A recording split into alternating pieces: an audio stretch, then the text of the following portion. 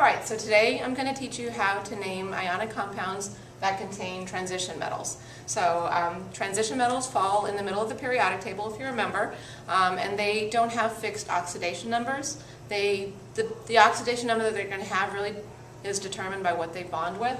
So when you're writing the name of the compound, you have to indicate the charge for that particular compound using Roman numerals, and that information is on the back of your flow chart. Okay, so let's look at this example here. There's a couple things I want to point out first. So when you classify this, remember you're classifying this as a transition metal polyatomic ion. There's always only two parts to a compound, so once you figure out what the two parts are, as soon as you identify that transition metal, you want to follow these rules that I'm going to give you. So the first part of every compound, ionic compound, is going to be your cation. That's your positively charged ion.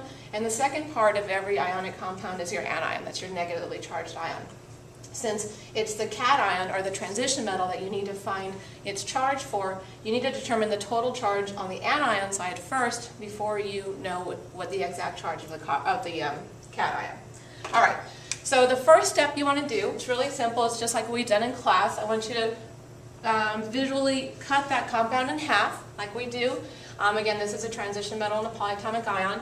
After you cut it in half, you want to put a multiply sign on this side and a divide sign on that. Okay?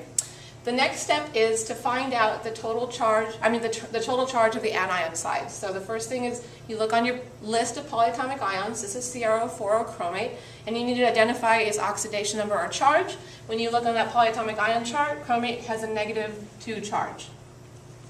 Okay? So each chromate polyatomic ion will have a -2 charge, so you're going to multiply it. That's why you put the multiply sign. You're going to multiply it by how many chromates are in this compound. So right here, if you have a polyatomic ion that's not in parentheses, it can get kind of confusing as to how many you have. Some of you may think there's 4 here, but remember CrO4 is one polyatomic ion. So when you have a polyatomic ion, what I recommend is that you put the polyatomic ion in parentheses and put a subscript 1 on the outside. That helps you realize that there's only one chromate in this compound. So you multiply the oxidation number of the polyatomic ion by how many you have. In this case, we only have 1, and you get a total charge of -2.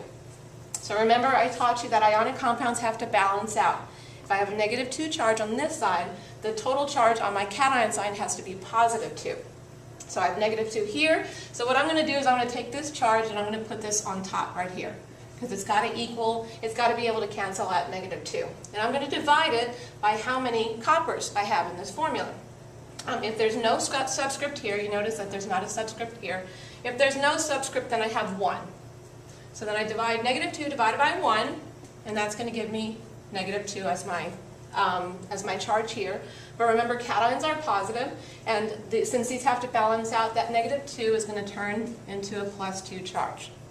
So naming it following the same set of rules, you name your metal first. In this case, it's going to be copper. And here's where I include the charge. Since copper has a +2 charge, after the metal name I have to include the Roman numeral 2 to indicate that copper in this particular compound has a +2 charge. And then I put the name of the polyatomic ion at the end, copper 2 chromate.